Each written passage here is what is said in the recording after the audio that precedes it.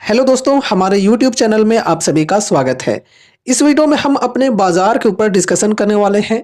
आज के दिन हमारे बाजार में काफ़ी बड़ी गिरावटें हुई हैं। गिरावट के पीछे रीजंस क्या हैं ये हम लोग समझेंगे। साथ ही साथ ये भी डिस्कस करने वाले हैं कि ये जो गिरावट है और कितनी दिन तक रहने वाली है और कितनी ज़्यादा गिरावटें आ सकती हैं हमारे बाजार में।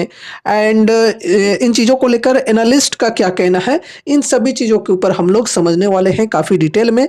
वीडियो के साथ एंड तक बने रहना।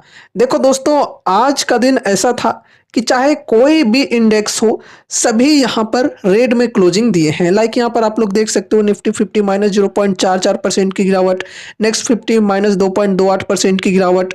फिर यहाँ पे हम बात करें मिड कैप 50 की तो -2.31% की गिरावट, मिड कैप 100 -2.41% की गिरावट, स्मॉल कैप 100 देखो यार -3.55% की गिरावट, स्मॉल कैप 50 -3.81% की गिरावट।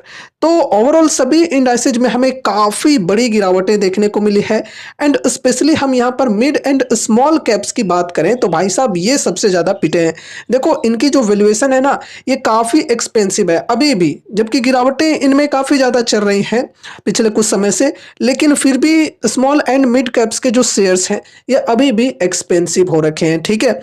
एंड यहाँ पे अगर हम सेक्टोरल वाइज बात करें तो देखो लगभग सभी सेक्टर्स में हमें गिरावटें देखने को मिली है। सभी देख सकते हो यहाँ पर रेड में ही क्लोजिंग दिए हैं, कोई कम तो कोई ज़्यादा, लेकिन ओवरऑल यहाँ पर सभी के अंदर हमें गिरावटें देखने को मिल रही है, ठीक है। तो यहाँ पर आज के दिन इतनी ज़्यादा बाजार पे प्रेशर क्यों बनी, ये हम लोग अब समझते हैं, रीजंस को समझते हैं क्यों गिरावटें आई हैं। तो देखो यहाँ पर कुछ तीन मेन रीजंस को हम लोग डिस्कस करने वाले हैं गिरावट के पीछे। फर्स्ट रीजन यहाँ पर ये है, ट्रंप के रेसिप्रोकल टैरिफ ने मूड किया खराब। डोनाल्ड ट्रंप ने भारत समेत सभी देशों पर रेसिप्रोकल टैक्स यानी जैसे को तैसा टैक्स लगाने की अपनी नीति को दोहराया, जिसने आज पूरे ग्लोबल मार्केट के माहौल को खराब करने में अहम भूमिका निभाई। ट्रंप ने कहा, भारत हमारे सामानों पर जो भी टैक्स लगाएगा हम भी उस पर उतना ही टैक्स लगाएंगे। हालांकि इस बीच मोदी और ट्रंप के बीच भारत अमेरिका के द्विपक्षीय व्यापार को 2030 तक 500 अरब डॉलर तक ले जाने की सहमति जताई है। हालांकि अभी इस समझौते से जुड़े ज़्यादा जानकारियां सामने नहीं आई हैं। एक्सपर्ट्स का मानना है कि टैरिफ स्ट्रक्चर को लेकर अनिश्चितताएं निवेशकों के भरोसे को कम कर सकती है, ठीक है। तो देखो यहाँ पर अभी बाजार में जो गिरावटें चल रही है ना, उसमें जो सबसे मेन रीजन यहाँ पर निकल कर सामने आ रहा है वो है ट्रंप की रेसिप्रोकल टैरिफ, यानी कि जैसे को तैसा।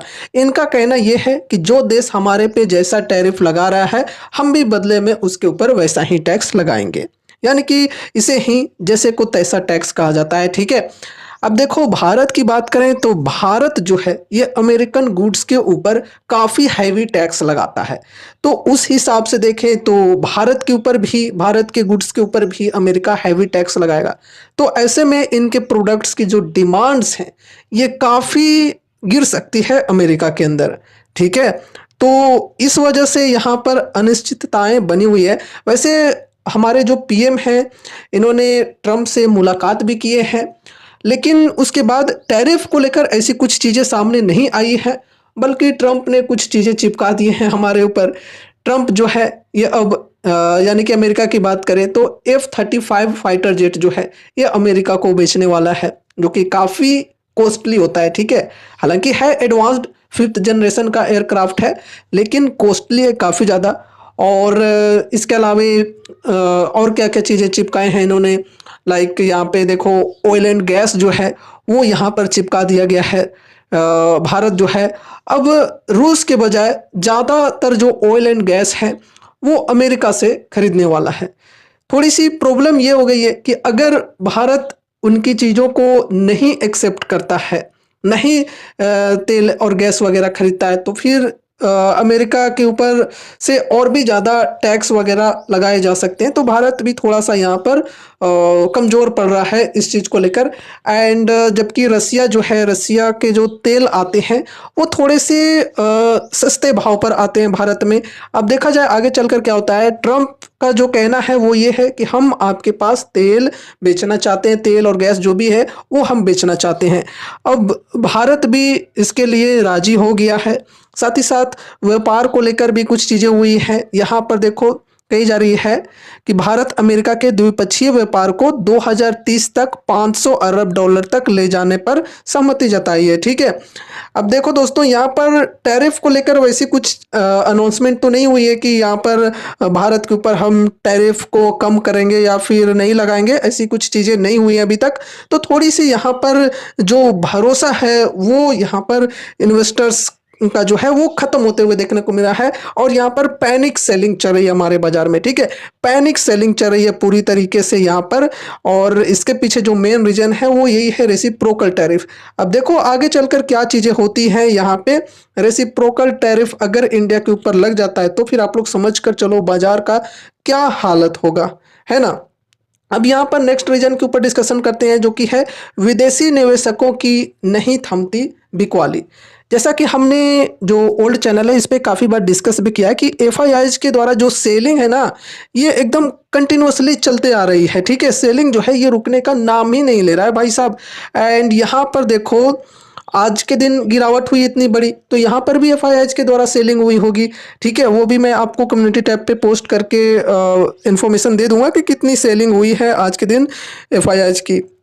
अब यहाँ पे देखो अगर हम इनकी डेटा की बात करें तो कही जा रही है इस महीने अब तक करीब 19,077 करोड़ रुपए निकल चुके हैं।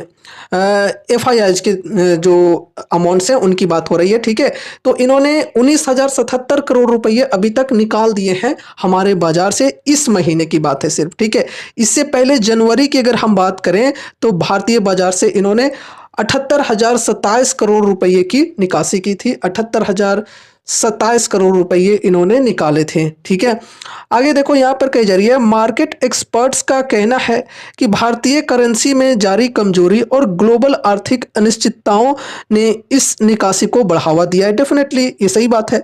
हमारा जो रुपया है दोस्तों ये लगातार गिरते जा रहा है यार। डॉलर के कंपैरिजन में जो हमारा रुपया है ये काफ़ी कमज़ोर होते जा रहा है, और इस वजह से एफआईआई जो हैं वो सेलिंग करते जा रहे हैं। इसके अलावा जो ग्लोबल आर्थिक अनिश्चितताएं हैं इनके वजह से भी यहाँ पर सेलिंग प्रेशर बनी हुई है।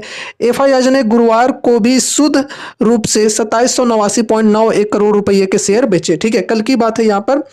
तो डेली यहाँ पर इनके द्वारा जो सेलिंग है ना ये चलते आ रही है, ये भी एक रीजन है। नेक्स्ट रीजन है Q3 के अर्निंग्स। Q3 के कमजोर नतीजों ने मनोबल पर डाला असर। तीसरी तिमाही के कमजोर नतीजों ने शेयर बाजार के मनोबल को और भी कमजोर कर दिया है। नेटको फार्मा, सैनको गोल्ड और दीपक नाइट्राइट जैसी कंपनियों के शेयरों में आज 14 फरवरी को कमजोर नतीजों के चलते भारी बिकवाली देखने को मिली। एफएमसीजी कंपनियों पर भी वॉल्यूम का दबाव देखा जा रहा है जो सुस्त कंज्यूमर्स मांग को दिखाता है। ठीक है, अब देखो कंज्यूमर्स की मांग को बढ़ाने के लिए ही बजट में हमें क्या कुछ चीज़ें देखने को मिली कि जो टैक्स है वो मतलब कम किया गया है। मतलब अब जो है ये 12 लाख रुपए तक कोई टैक्स नहीं लगने वाला है। इस प्रकार की चीज़ें हुई हैं ताकि यहाँ पर कंज्यूमर्स की जो डिमांड्स हैं वो बढ़ें और ज़्यादा लोग पैसे खर्च करें और हमारी जो जीडीपी है इसमें थोड़ी सी ग्रोथ देखने को मिले। ठीक है, अभी देखो यहाँ पर Q3 के रिजल्ट्स की हम बात करें जहाँ तक की, तो रिजल्ट्स कुछ खास नहीं आ रहे हैं कंपनीज के, तो ये भी यहाँ पर एक रीजन बना हुआ है गिरावट के पीछे। ठीक है, तो ये कुछ 3 मेन रीजन्स हैं जिसके वजह से बाजार में हमें गिरावटें देखने को मिली आज के दिन। ठीक है, अब देखो यहाँ पर और कितनी ज़्यादा गिरावटें आ सकती हैं ये हम लोग थोड़ा समझते हैं। ठीक है, अब देखो ये मेरा कहना नहीं है, एक एक्सपर्ट का कहना है। तो एक्सपर्ट ने ये कहा है यहाँ पे कि अभी जो है यहाँ पर पैनिक सेलिंग चल रही है और ये जो पैनिक सेलिंग है ये बहुत ज़्यादा दिनों तक नहीं रहने वाली है। मुश्किल से 1 सप्ताह तक यहाँ पर हमें पैनिक सेलिंग देखने को मिल सकती है और ठीक है, इससे ज़्यादा यहाँ पर गिरावट की उम्मीदें वो करके नहीं चल रहे हैं। ठीक है, तो देखते हैं आगे चलकर क्या कुछ चीज़ें होती हैं यहाँ पे। और पैनिक सेलिंग अभी चल रही है भाई साहब। देखो यार, अगर आप एक लॉन्ग टर्म के इन्वेस्टर हो तो वॉरेन बफेट जी का जो लाइन है बहुत ही पॉपुलर लाइन है, उसे ध्यान में रखकर ही काम करना है। क्या लाइन है कि be greedy when others fearful. ठीक है, अभी क्या है कि लोग फियरफुल हो गए हैं, मतलब डर कर यहाँ पर पैनिक सेलिंग कर रहे हैं, तो ऐसे में ग्रीडी बनो। और जब लोग ग्रीडी हो, मतलब B fearful when others greedy, तो जब लोग ग्रीडी होंगे, हाई के लेवल्स पर लोग ग्रीडी हो जाते हैं और खरीदने लगते हैं, तो वहां पर फियरफुल होना चाहिए, वहां पर डरना चाहिए। तो इस स्ट्रेटजी के साथ ऐसे मार्केट में निवेश की रणनीति रखने चाहिए। और दोस्तों देखो, अगर ऐसी सिचुएशन में कोई लॉस लेकर निकलता है, तो नेक्स्ट 2 to 3 इयर्स में वो प्रॉफिट में रहेगा या नहीं रहेगा, ये कोई नहीं कह सकता। लेकिन ऐसी स्थिति में अगर कोई यहाँ पर इन्वेस्टमेंट करता है और नेक्स्ट 2 to 3 इयर्स के लिए होल्ड करता है, तो उसके प्रॉफिट्स में रहने के चांसेज भी काफ़ी बेहतरीन होते हैं। ठीक है, तो इन चीज़ों को समझकर आपको काम करना चाहिए। बाकी देखो, ये कोई रिकमेंडेशंस या फिर एडवाइजरी नहीं है, ये ध्यान में रखकर चलना है। आपको अपने हिसाब से जो सही लगता है वही चीज़ें करनी है, अपनी स्टडी के अनुसार, अपनी एनालिसिस के अनुसार ही कोई डिसीजंस लेने हैं। और अगर आपके फाइनेंशियल एडवाइजर्स हैं तो उनसे एक बार कंसल्ट जरूर से करना है कोई भी इन्वेस्टमेंट रिलेटेड डिसीजंस लेने से पहले। उम्मीद है कि ये वीडियो आपको जरूर से पसंद आई होगी, तो वीडियो को लाइक करके चैनल को सब्सक्राइब कर देना। और मिलते हैं अगले नए वीडियोज के साथ, तब तक के लिए बाय बाय।